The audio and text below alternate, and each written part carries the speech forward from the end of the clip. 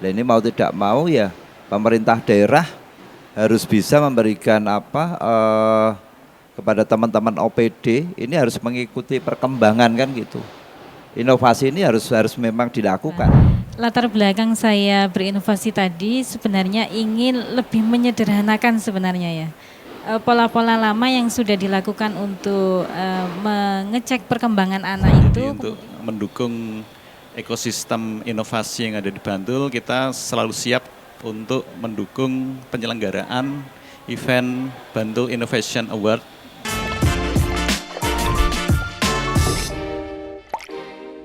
Oke, selamat pagi sedulur Bantul. Selamat pagi. Semalam tuh hujan nggak sih ya? Semalam hujan nggak Mbak Syifa? Semalam terang. Soalnya sekarang emang hujannya tuh kadang ada, kadang enggak. Kayak kalau misalnya kita ngejar gebetan gitu. Tapi pokoknya selamat pagi, selamat datang kembali di Ngopi Pagi, Ngobrol Happy, Berbagi informasi.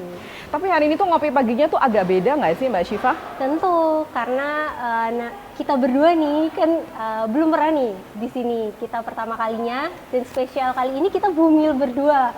Dan yang nggak kalah spesial tentunya para narasumber yang hadir dong. Oke, jadi emang ngopi pagi kali ini tuh rame banget. Kita bertujuh. Biasanya kan paling bertiga, berdua. Sekarang bertujuh karena ada 3 narasumber. Terus ada 2 host dan kebetulan karena kita sebenarnya lagi hamil gitu kan, jadi kita bawa buah hati masing-masing. Oke. Tapi memang selain narasumber dan juga yang hadir emang rame hari ini, kita juga topiknya tuh rame loh. Kita mau ngomong apa sih Mbak Syifa? Kayaknya udah ada clue-nya deh lewat di belakang ini. Tentang apa ya? Tentang ada inovasi gitu. Jadi di Bantul ini memang beberapa waktu belakangan kita lagi gencar banget mendorong yang namanya inovasi gitu. Terus kenapa sih harus ada inovasi dan kenapa harus ada yang namanya studio inovasi? Sama kemarin awal tahun tuh ada apa tuh namanya? Kamu kok lupa sih? Maaf ya kalau Bumil tuh emang kadang-kadang suka lupa gitu ya kan. Lupa ngapain aja, lupa ngasih sarapan buat suami gitu. Pak Jumakir pernah lupa nggak disiapin sama istrinya waktu hamil? Sering kan Pak, nggak apa-apa kan? Pak Dodi juga kan? Terus habis itu lupa ngerjain apa gitu. Jadi kemarin awal tahun itu Bantul ada namanya Bantul Innovation Award. Itu diserahinnya kapan kemarin Mbak Syifa? Bina itu ya? Iya, Bina 2023. Itu diserahinnya waktu HUT Bantul, bener nggak ya? Iya, jadi kemarin Bantul itu untuk mendukung yang namanya ekosistem inovasi, ada Bantul Innovation Award dan penghargaannya diserahkan waktu hari jadi Bantul tahun ini, 192 ya kalau nggak salah.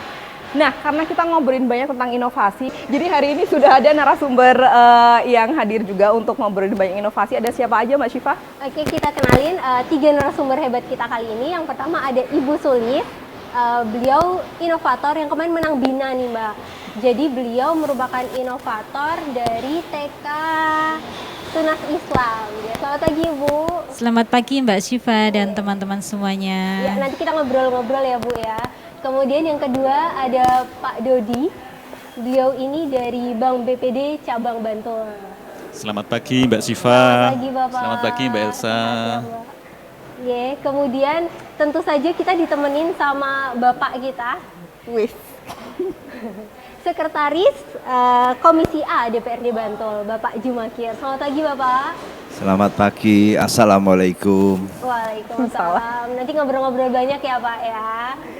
Oke, jadi yang diobrolin tuh banyak. Mungkin ketika Bantul ini punya studio inovasi, apakah bisa buat main band, bisa buat foto-foto gitu? Oh, enggak juga ya? Itu studio musik mungkin ya? Bisa main ke Bantul TV. Iya, nah ngomong-ngomong tadi soal Bina ya Mbak Syifa, jadi ketika pemerintah Kabupaten Bantul mengadakan Bantul Innovation Award, yang dikompetisikan itu tidak hanya pemerintah aja, dunia pendidikan juga ada, dunia kesehatan ada, terus non aplikasi dan aplikasi juga. Bu Sulis kemarin kan selamat ya Bu, juara 1 untuk Binanya. Terima kasih Mbak Elsa. Iya, mungkin Ibu bisa menjelaskan sebenarnya inovasi yang dimenangkan ini soal apa, kemudian apa yang melatar belakangnya kok Bu Sulis bikin inovasi ini sih? Ya. Inovasi saya perkenalkan dulu ya Mbak Elsa ya, namanya tes aplikasi KPSP untuk mendeteksi perkembangan anak usia dini. Jadi aplikasi KPSP itu singkatan dari kuesioner pra-screening perkembangan. Dari singkatannya saja bisa kita maknai bahwa ini sebagai alat deteksi tumbuh kembang anak yang usia 0 hingga 72 bulan yang dimana untuk men-screening perkembangannya itu terkategori normal ataukah ada penyimpangan ataukah meragukan. Jadi inovasi saya seperti itu, dan selama ini KPSP sudah ada Mbak, dan sudah kita adopsi dari psikolog ataukah dokter anak, sudah kita praktekkan di dunia PAUD, posyandu ataukah di pengasuh pendidik di rumah masing-masing begitu. Cuman selama ini berbasis kertas gitu ya. Nah ini kita coba rubah menjadi sebuah aplikasi. Begitu Mbak Syifa sebagai pengantarnya. Oke, jadi emang aplikasi ini untuk mendeteksi perkembangan anak usia dini, mulai dari lahir gitu nih Bu sampai usia PAUD. Kalau jabang bayi misalnya Mbak Syifa lagi hamil, itu jabang bayinya bisa dideteksi nggak Bu? Kalau waktu hamil begini belum Ibu, Mbak. Jadinya kan ketika sudah lahir usia 0 hingga 72 bulan. Belum. Kalau ibu-ibunya mungkin kenapa kita suka rewel gitu Bu sama suami misalnya? Nggak bisa juga? Nanti ada screening lagi, screening istri ya. Habis kalau hamil tuh kayak ini Mbak Syifa tuh sering lupa juga. Saya juga sih, terus sering rewel sama suami gitu, enggak juga sih. Terus tadi latar belakangnya apa sih Bu kok di digitalisasi? Tadinya kan bilang nih Bu Sulis, awalnya dulu pakai kertas gitu. Sekarang kenapa harus dibikin digital? Jadi kenapa latar belakang saya mengambil hal ini sebagai sebuah perubahan gebrakan baru bagi kami, khususnya di dunia TK atau mungkin posyandu gitu ya. Karena mendeteksi perkembangan anak itu diperlukan ya Mbak ya, untuk mengetahui perkembangan mereka di usia golden age itu yang perkembangannya sangat pesat agar maksimal gitu ya Mbak ya. Jadi kita sebagai pengasuh, pendidik ataukah pembimbing di rumah, termasuk orang tua, selama ini kan agak nggak begitu kenal KPSP gitu ya. Selama ini yang seringkali untuk mendeteksi pertumbuhan anak seperti berat badan, tinggi badan itu kan sudah familiar, itu pertumbuhan. Sementara saya concern di perkembangan, di mana kita perlu untuk mengetahui tingkat perkembangan di usia golden age ini sudah berkembang apa tidak, dan dalam hal ini itu kita coba untuk memfamiliarkannya dengan ketika dibuat sebuah aplikasi yang saya punya ide waktu itu, dibuat yang gampang diunduh oleh ibu-ibu, emak-emak gitu di rumah gitu, lewat Play Store gitu, gimana ya gitu. Akhirnya coba gagasan saya ini saya komunikasikan kepada beberapa pihak, salah satunya dosen psikologi inovasi saya di kuliah gitu, kemudian dapat motivasi lanjut gitu. Akhirnya saya coba komunikasi dengan pihak-pihak yang bisa sekiranya saya berkolaborasi untuk merealisasikan dengan programmer dan seterusnya. Akhirnya ternyata bisa gitu, dan ketika mudah diunduh di Play Store kan bisa dilakukan dimanapun ya, di rumah, di sekolahan, di posyandu, ataukah saat mendampingi putra-putrinya bermain begitu ya. Oh, anak-anakku usianya 60 bulan.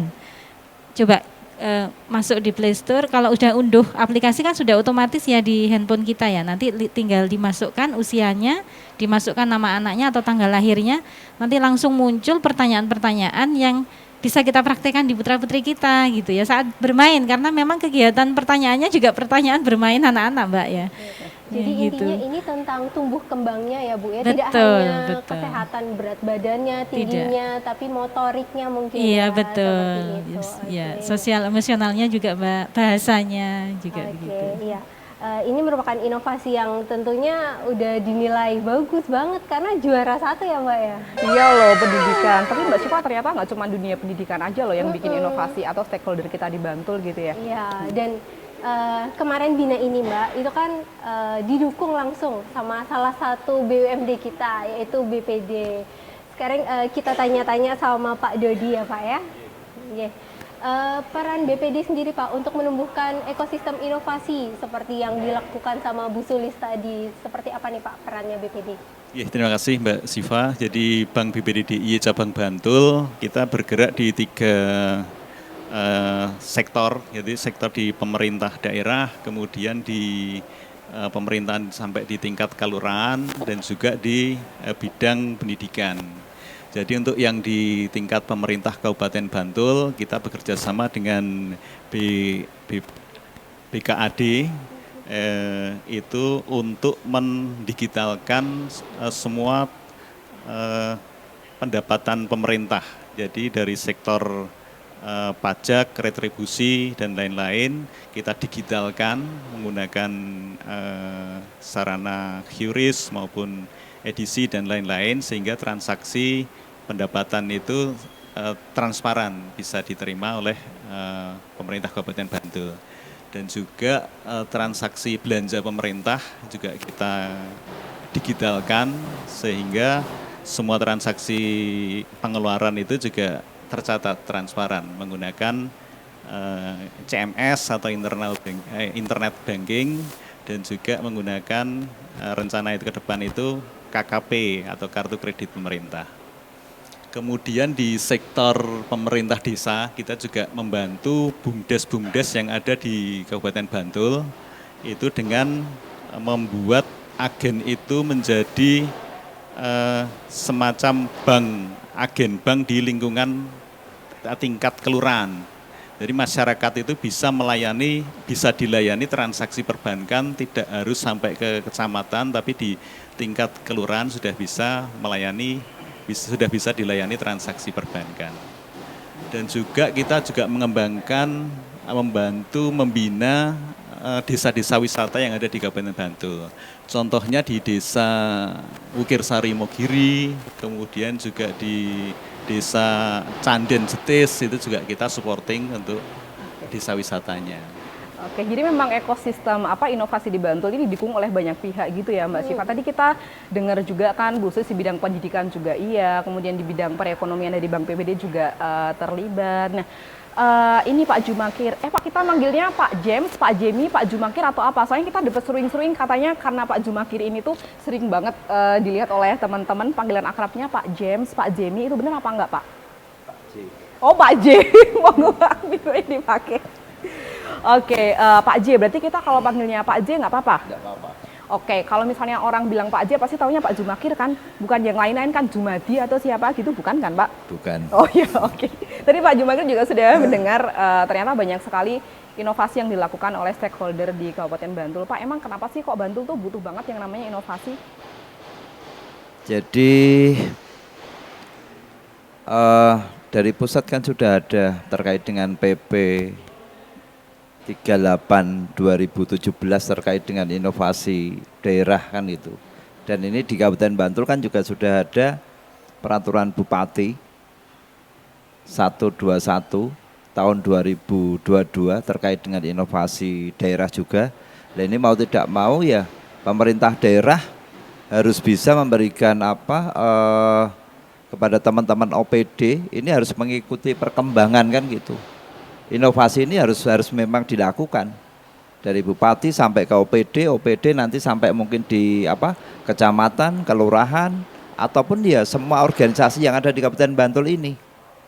Semua dunia termasuk dunia UMKM, dunia pendidikan dan semuanya kan itu. Karena memang ini harus kita ikuti. Kalau tidak ya repot kan gitu. Apalagi sekarang ini juga sebenarnya prestasi-prestasi yang ada di Kabupaten Bantul kan sudah cukup banyak juga terkait dengan inovasi ini. Belum lama Kominfo juga dapat penghargaan di Dukcapil kemarin juga iya. Ini sudah cukup banyak. Dan juga mungkin karena mungkin di Kabupaten Bantul ini kan juga sudah menetapkan Kabupaten Layak Anak toh. Lah ini kan inovasi ini kan cukup banyak yang harus dilakukan oleh teman-teman pemerintah daerah, semua OPD yang ada di Kabupaten Bantul itu. Mungkin itu Mbak. Oke.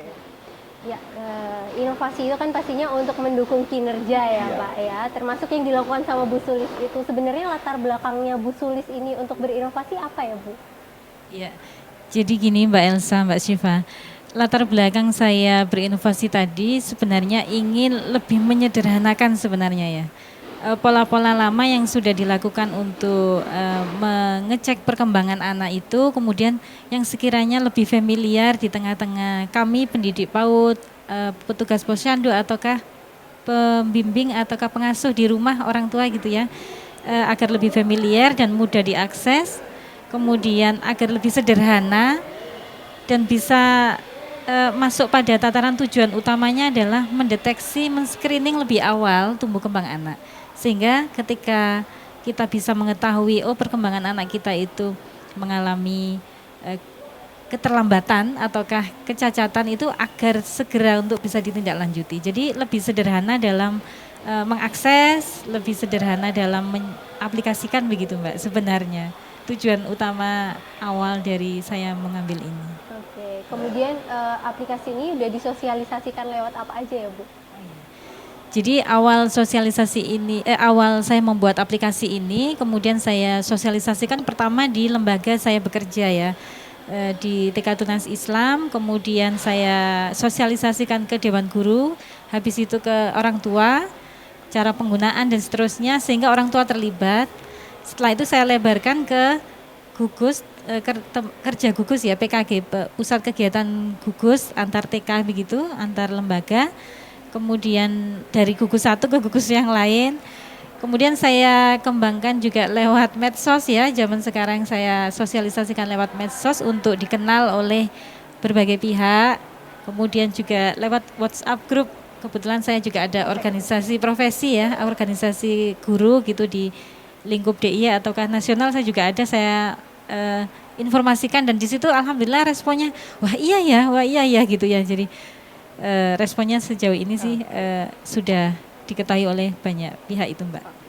Jadi agar inovasinya itu berkelanjutan ya Bu, agar nggak mandek gitu aja, jadi benar-benar diaplikasikan.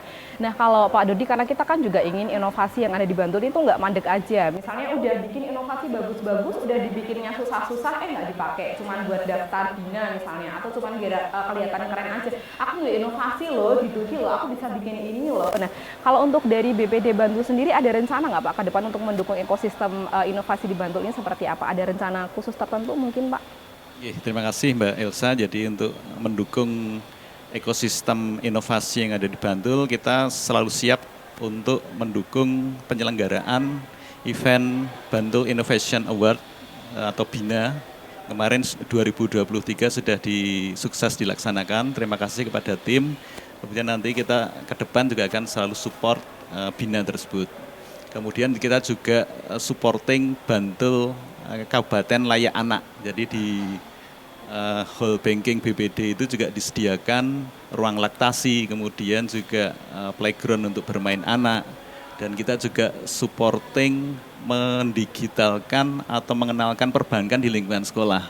Contohnya di SD Negeri 1 Kretek itu kita buka layanan perbankan di sana. Kemudian saat ini juga sudah ada sekitar 300-an siswa SD yang buka rekening mandiri di sana oleh agen Lagu Pandai BPD. Terima kasih. Oke, Mbak Siva senyum-senyum kayaknya dia pengen ditanyain lagi ke Pak J ya? Oh iya, terkait ini Pak, inovasi ini, DPR itu kan dapat aspirasi banyak nih dari masyarakat, dari bapak-bapak, ibu-ibu yang emak-emak yang rempong gitu ya. Iya kayak banyak kamu kan. keluhannya. Aku nggak sih makanya. Itu pasti kan bisa mencetuskan ide-ide inovasi dari keluhan, dari aspirasi masyarakat itu. Seperti apa nih Pak inovasi yang harusnya dilakukan di Kabupaten Bantul? Iya, mungkin dari misalnya mak-mak ngedrel, Pak suami saya tuh nggak pernah pulang loh, kalau malam nek rondo, nek catur, kalau main domino tuh sampai malam gitu, misal gitu Pak. Kalau dapat rewelan-rewelan dari publik, bukan rewelan sih, sebenarnya lebih ke aspirasi yang mereka sampaikan. Nah kalau dari kacamata Dewan sebenarnya inovasi seperti apa yang dibutuhkan oleh Bantul gitu Pak? Apakah inovasi yang biar kemiskinannya cepat turun gitu, atau inovasi yang biar stuntingnya cepat angkanya semakin turun gitu Pak Ji? Terkait dengan penyampaian inovasi dari masyarakat kan memang ada dua, lewat dari pemerintah daerah, bupati dengan OPD bisa, lewat dari teman-teman DPRD karena DPRD juga mungkin juga punya program ataupun bisa menampung program yang nanti sama-sama kita usulkan ke teman-teman pemerintah kan gitu. Ini satu hal yang memang sama-sama. Jadi ya bicara pemerintah daerah itu ya bupati sama DPRD kan gitu. Jadi monggo masyarakat kita juga bisa.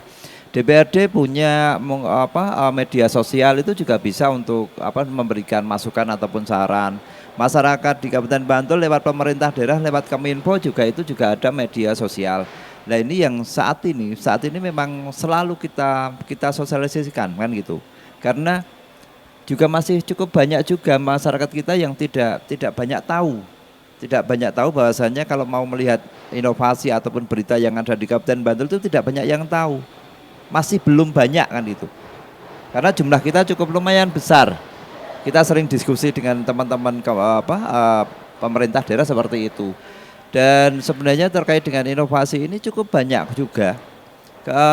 Kalau tidak salah mungkin 1-2 hari yang lalu Bantul pun juga dapat penghargaan terkait dengan inovasi top 5 kalau tidak salah di Jakarta, belum lama, baru kemarin kalau tidak salah, itu dari Dinas Kesehatan yang wilayah Puskesmas Kasihan itu kan juga dapat. Dan itu saat teman-teman OPD ataupun dinas itu mempunyai inovasi dan nanti akhirnya akan juga membantu terkait dengan pendapatan, mungkin tambahan anggaran dari pusat. Nah ini yang sebenarnya yang harus kita tekankan kepada teman-teman di seluruh OPD Kabupaten Bantul. Oke, jadi memang gitu ya Mbak Syifa, bahwa memang penting banget inovasi ini selain untuk percepatan pembangunannya kita, juga biar kita nggak jadi penonton gitu kan Pak J, karena kalau nggak gitu ketinggalan kereta dong. Iya, makanya dan menurut Pak Jumakir kan untuk digitalisasi nih Pak, untuk media sosial itu kan juga perlu sosialisasi yang lebih, untuk inovasi yang lebih lagi, seperti itu ya Mbak ya. Tambahan ya Mbak, Iya. jadi upamanya sekarang ini kan pemerintah daerah lewat Dukcapil, sebenarnya pengurusan semua terkait dengan administrasi kependudukan ini kan sebenarnya masyarakat kan tidak harus datang ke kantor Dukcapil, lewat aplikasi sudah bisa, Ya, ada bisa inovasi. online. Tapi juga ini pun juga masih juga banyak masyarakat kita yang datang ke kantor Dukcapil ataupun kecamatan, padahal lewat HP bisa kan gitu. Nah ini kan satu hal yang sebenarnya harus selalu kita inovasikan.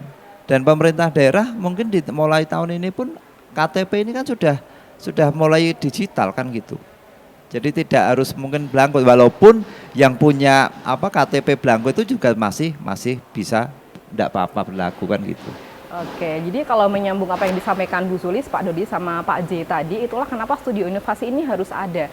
Jadi kalau misalnya mau konsultasi gitu atau mau nanya hal-hal tentang inovasi itu bisa langsung ke studio inovasinya Bantul begitu. Jadi misalnya nih Pak J anaknya ngedrill terus, enggak gini Pak. Misalnya ada hal-hal yang pengen disampaikan soal inovasi apa gitu, bisa konsultasinya di studio inovasi. Dan masyarakat umum juga boleh kan sebenarnya mau konsultasi gitu, asalkan bukan konsultasi gebetan ya nggak bisa. Kalau ke Pak J konsultasi gebetan boleh nggak Pak? Ada nggak Pak rakyat yang, Pak aku habis putus gitu, atau tunanganku wes mabur ndelok konser sama yang lain gitu, nggak ada juga. Oke, aduh mungkin ini sebelum kita ke pertanyaan terakhir ya Mbak Syifa, bisa sambil dinikmati Bapak Ibu, nanti jadinya jadi es kopi. Kelamaan saya. Oke, mungkin terakhir ya Bu Syifa, sebelum, kok Bu Syifa sih, jadi saya manggilnya Bu Syifa, mungkin terakhir sebelum ngopi pagi hari ini kita akhiri ya. Oke, untuk pertanyaan pemungkas nih Mbak, untuk Bapak Ibu sekalian. Yang pertama mungkin dari Bu Sulis dulu Bu. Sarannya nih Bu, kan jenengan udah berhasil untuk melakukan inovasi. Untuk masyarakat nih Bu, gimana yang masih ragu-ragu ingin berinovasi, sarannya seperti apa Bu? Ya, berkaitan dengan inovasi itu, kalau dalam kacamata saya itu inovasi itu sangat dekat dengan sebuah kreativitas ya. Kreativitas itu ada dari sebuah gagasan, ide, pemikiran baru dalam memecahkan sebuah masalah yang dihadapi. Nah, ketika orang mengambil sebuah gagasan, ide, sebuah keputusan dalam menyelesaikan sebuah masalah itu tentunya harus ada sebuah keberanian mengambil sikap. Kemudian kalau di dalam tokoh pendidikan, psikologi pendidikan itu mengambil salah satu poinnya adalah kedalaman, elaboratif kedalaman, kedetilan dari sebuah hal untuk berani mencoba secara detail gitu ya. Nah dalam hal ini saya menyarankan kepada khususnya rekan-rekan guru ya yang memang menghadapi sebuah perkembangan teknologi kependidikan seperti ini, kita harus berani untuk mencoba, harus berani untuk membuat sebuah ide-ide gagasan baru yang bisa menjadi pemecah dari sebuah problem-problem kita di dunia pendidikan. Nah, motivasi itu menjadi salah satu hal yang penting menurut saya, Mbak Syifa, Mbak Elsa. Motivasi itu bisa dari internal, bisa dari eksternal ya. Nah, motivasi dari internal itu bisa kita bangun lewat bagaimana kita memiliki karakter elaboratif tadi yang mendalam, detail, kemudian berani mengambil sebuah keputusan gitu ya, berani mencoba gitu ya. Kemudian motivasi eksternal itu menurut saya dukungan sosial lingkungan ini. Nah, selain dari ekosistem lingkungan tempat kita ada hidup di dunia tempat kita bekerja, itu juga mungkin saya setuju dari Bapak Dewan tadi ya, memberikan sebuah ekosistem inovasi di lingkungan Kabupaten Bantul itu merupakan sebuah support system yang akan membantu kita para pendidik di setiap jenjang ini untuk berani mengambil sebuah keputusan mengambil sebuah gagasan baru tadi untuk memecahkan masalah pendidikan. Mungkin itu Mbak. Oke, kalau untuk Pak Dodi sendiri pesan yang disampaikan Pak untuk publik terkait ini inovasi? Kami sangat supporting untuk kegiatan Bantul Innovation Award 2023. Ya, kami mohon anak-anak milenial bisa ditampung inovasinya, dan setelah itu berhasil menjadi inovasi, segera kolaboratifkan dengan OPD atau instansi dan perusahaan swasta juga, sehingga dapat bermanfaat untuk masyarakat banyak. Terima kasih. Oke. Terakhir nih, pamungkasnya, gongnya dari Pak Jumakir. Gimana nih Pak sarannya untuk menumbuhkan ekosistem inovasi di Kabupaten Bantul nih Pak, untuk percepatan akselerasinya?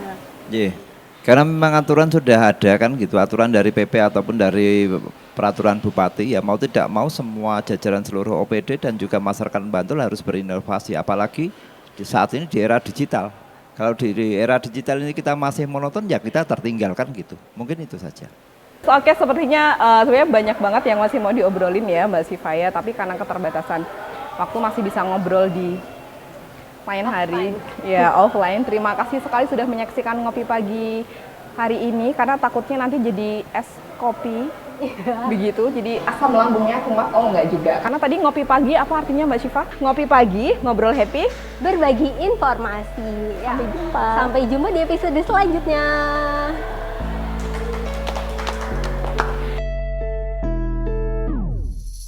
I'm alone in the dark, can I be where you are?